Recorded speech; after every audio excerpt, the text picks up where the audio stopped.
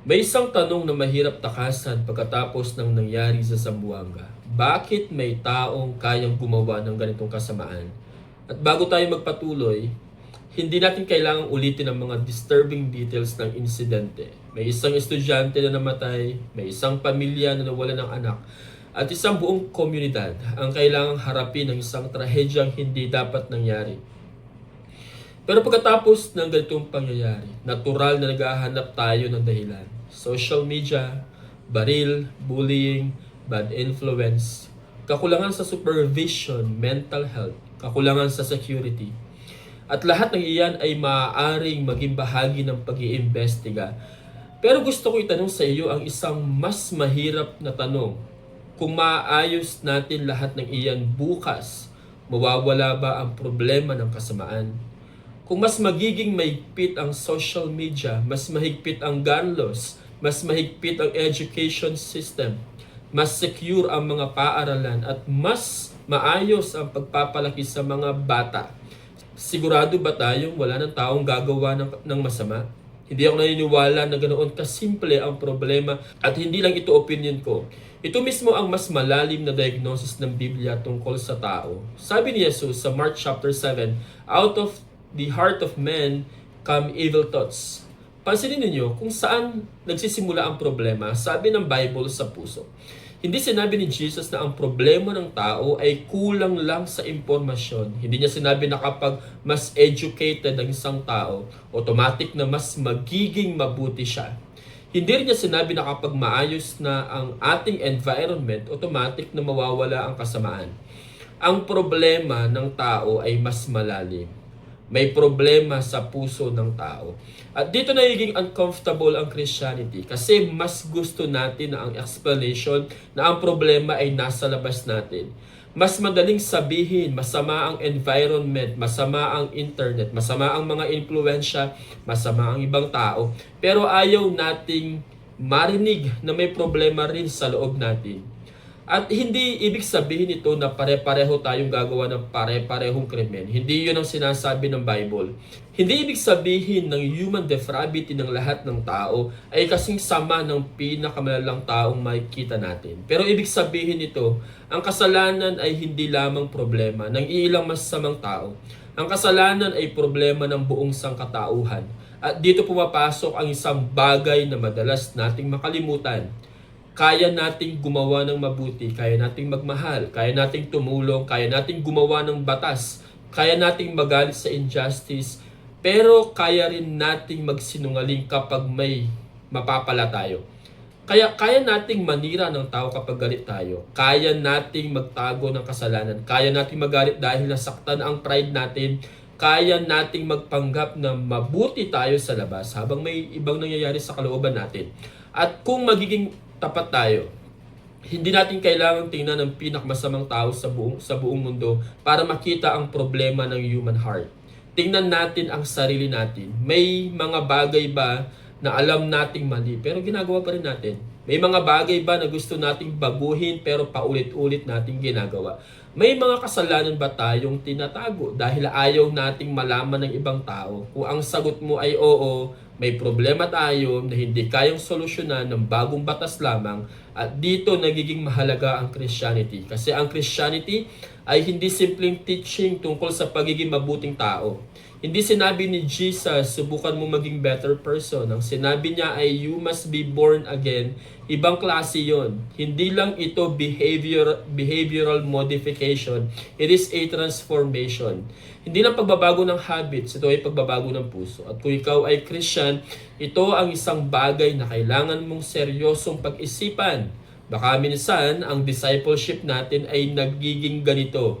Magbasa ng Bible, manood ng Christian videos, pumunta sa church, makinig ng sermon, mag-post ng Bible verses. Pero habang ginagawa ang lahat ng iyan, hindi natin hinahayaan ang Word of God na harapin ang kasalanan sa puso natin.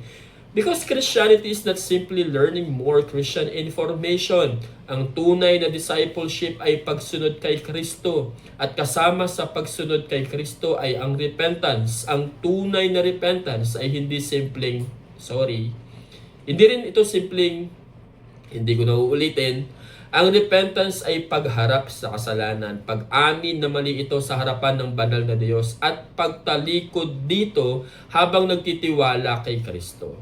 Kaya kapag pinag-uusapan natin ang isang trahedyang tulad nito, hindi dapat ang unang reaksyon ng Christian ay simpleng grabe ang masamang tao ngayon. Dapat may dalawang bagay tayong makita. Una, ang kasamaan ay totoong masama.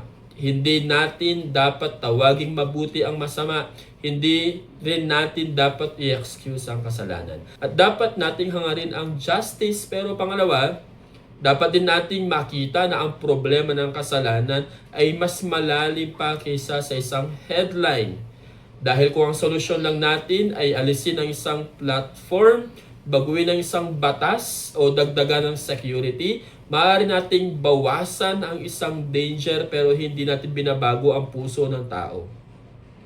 At ito ang dahilan kung bakit napakahalaga ni Kristo. Kasi ang Christianity ay hindi nangangako na kaya nating ayusin ang sarili natin. Ang gospel ay nagsasabi na kailangan natin ng Savior. Kailangan natin ng forgiveness, kailangan natin ng bagong puso, kailangan natin ng biyaya ng Diyos. At ang magandang balita ay hindi natatapos sa diagnosis ng kasalanan dahil si Jesus Christ ay dumating hindi para sabihin sa atin, magpakabuti kayo. Dumating siya upang iligtas ang mga makasalanan. Sa krus, hinarap niya ang problema ng kasalanan at sa resurrection, ipinakita niya na ang kasalanan at kamatayan ay hindi ang huling salita.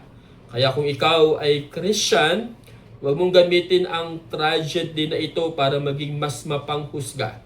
Hayaan mong gamitin ito ng Diyos para maging mas seryoso ka sa discipleship, mas seryoso ka sa holiness, mas seryoso ka sa prayer, mas seryoso ka sa pagpapalaki ng pamilya, mas seryoso ka sa pagtuturo ng Word of God, mas seryoso sa pagharap sa sarili mong kasalanan.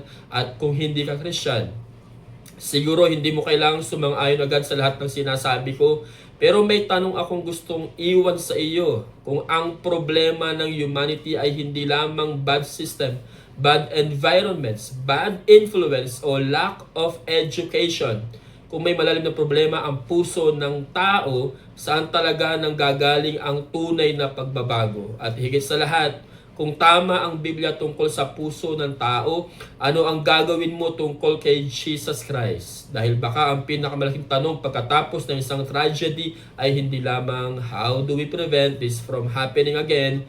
Mahalaga ang tanong na iyan. Pero mas malalim pa, what is wrong with us? At kung tama ang sagot ng Biblia, ang problema ay hindi lang nasa paligid natin, may problema sa puso natin. At ang solusyon ay hindi lang mas magandang mundo, kailangan natin si Kristo. So kung Christian ka, this is your call to discipleship. Follow Christ. Repent of your sin. Love what God calls good. Hate what God calls evil. And let the Word of God change the way you live. At kung hindi ka pa naniniwala kay Kristo, huwag mong basta i-dismiss ang Christianity bilang religion lang. Investigate the claims of Jesus. Buksan mo ang Bible, basahin mo ang sinabi niya tungkol sa tao, tungkol sa kasalanan, tungkol sa judgment, at higit sa lahat, tungkol sa kanyang sarili. Dahil ang tanong ay hindi lang kung paano ayusin ang mundo, ang tanong ay kung sino ang tunay na makapagliligtas sa atin mula sa kasalanan na nasa puso natin.